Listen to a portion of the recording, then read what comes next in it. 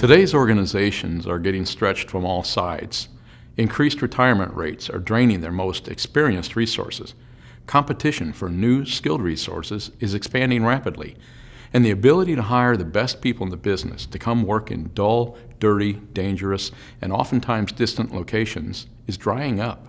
This leaves fewer skilled workers to manage an increasing number of control and safety systems, process applications, security systems, and numerous other areas across the facility. We set out to correct this problem, focusing specifically on the operations team in the control room. We knew we had to make it easier for the operator to basically do more with less, while addressing health and safety concerns that are prevalent in traditional control rooms.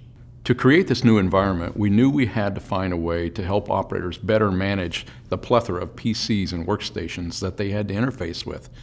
Control rooms had become cluttered with these devices, and scooting their chair all over the control room to manage them was exhausting for the operators. And it wasn't particularly safe either. Another challenge was security. The reason there were so many PCs and workstations spread out across a control room is each one was receiving a separate source from multiple networks or different levels of the same network.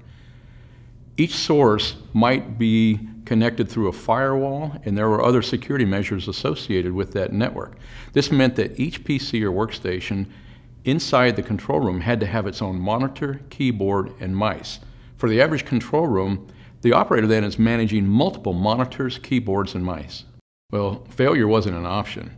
Our customers depend on us to bring them solutions to their problems. That's why they work with us.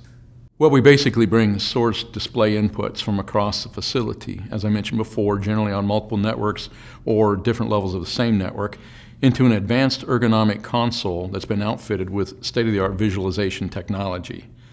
At the source end, we bring the source display inputs through an encoder, which converts them from a display signal to an IP signal, and then publishes it on an Ethernet AV network.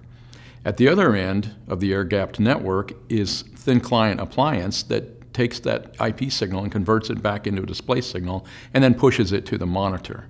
And then there's a server that manages all this activity on the AV network. For the operator, it means no more scooting around from workstation to workstation to get the information they need, writing it down, scoot back to another workstation to input that data. All this is considering that he can stay logged into these workstations, which might not be the case. His company might have logout policies where when he's over at this workstation, he gets logged out of this one. So that's very time consuming.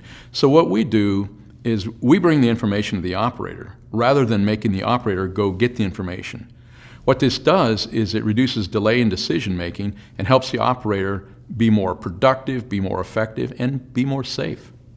Thanks for watching. I have a question for you. Are you experiencing some of the same challenges in your control room with operators being overloaded, overworked, maybe have some health and safety concerns because of the way the control room is set up? Is it difficult for them to get the information they need from multiple systems that's on multiple networks? I'd like to understand what's going on in your world. Please share some information with the EE365 team. Let us know what's going on. And if you have suggestions, we'd love to hear those too.